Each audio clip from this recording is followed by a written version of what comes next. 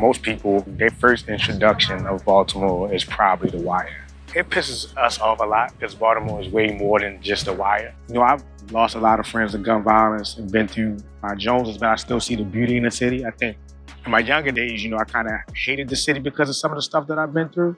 Through the lens is where I really fell in love with the city. I had to relearn the city, relearn the people, fell in love with it all over again. But I think it's one of those cities where if you can make it out of here, you can make it anywhere. We're full and tough. I'm one of the ones that kind of made it out. I can't say the same for a lot of my peers. So I find that as I've been photographing, when I go back and revisit, some people are missing, some people are gone. If it's this image of my friend Stem, who was killed a couple of years ago, my work is always very, very close to me, very, very personal. That's why I get centered around Baltimore, because it's something that I firmly understand. I want to shed light on places that normally you wouldn't shed light on.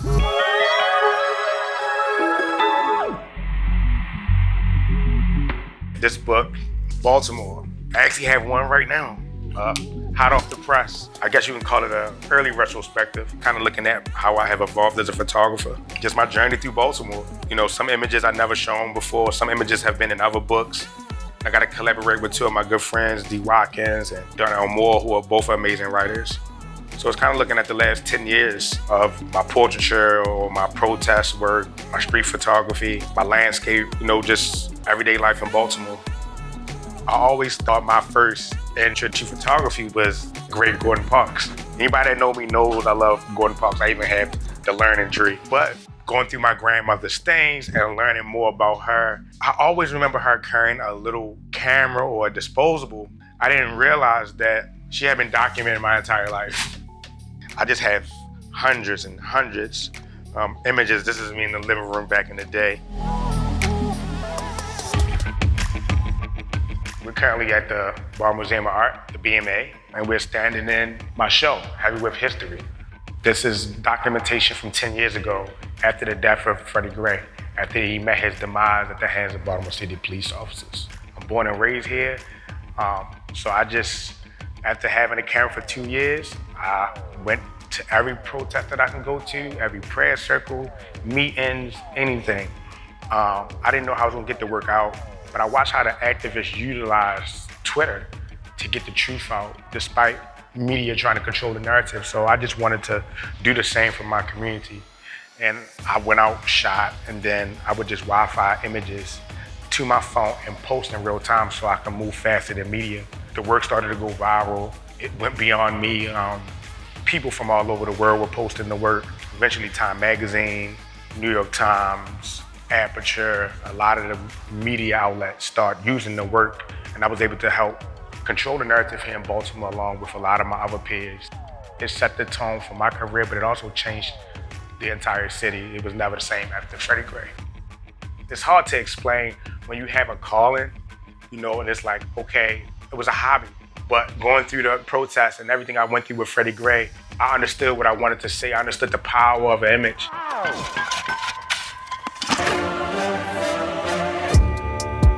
I remember the first time I held a Leica, I was at Look 3 Festival, and the photographer held one. He had this beat up M9. Feeling that brass, how tough it is, I was like, I want one.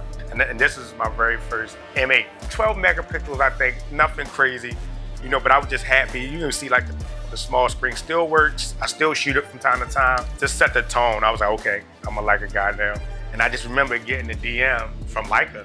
And they was like, what do you want? What do you need? I just was like, I'm a black and white guy. And they sent me my favorite camera, M10 monochrome with the 35 Summilux. This is all I need. But it's so funny because when I first started, I was like 50 millimeter all day, dropped down to a 35, and now I love a 28. M11 down there, at SL, the big boy, but on a regular day, every day, this is all I need.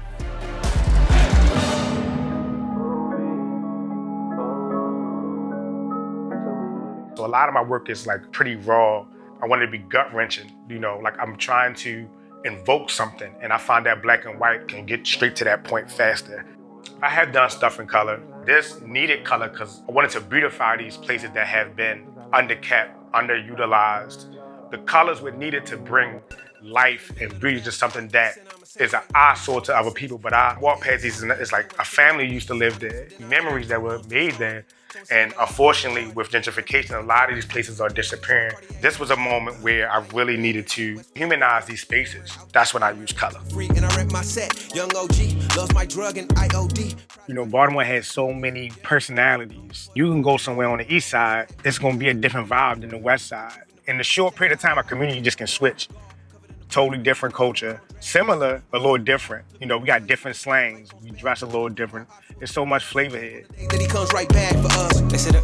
If you grew up here and you've been through the worst of Baltimore, I think you deserve it at its best. But I wish Baltimore had more opportunities for artists to stay here and work. A lot of my peers did have to leave. You know, I'm blessed enough that I have a job.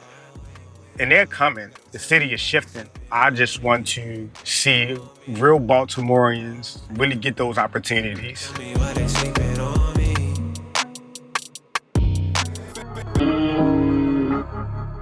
My biggest thing is a black man was killed by police and it catapulted my career. I always made it an obligation that I was going to stay in Baltimore and give back to the city that birthed me. I owe the city that, and I owe my community that. And around that same time, I had started my youth program to teach inner city kids photography. I found out quick, they don't give a damn about a time cover. But when they found out that I work with Steph Curry and I work at Under Armour, that's how I get them. Under Armour has put me in a position to inspire the next generation to say that you can do it. You know, because I don't have any formal training. I went to YouTube University and read a lot of books.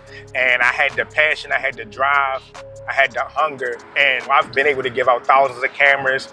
I've been able to do art shows with the kids. It's been an amazing partnership and journey to have a brand like that believe in me, but also give me space to make change. We do hold each other accountable. We try to do the work to be the change that we want to see. That's what I hope people take away from the photography. When I look at a Gordon and his civil rights photography, or if I'm looking at Jamel Shabazz's work, how their work is still working. And that's what I want for my work. When it's all said and done, 50 years from now, when they look at these times, I hope this work is still able to touch and inspire similar to what Gordon was for me.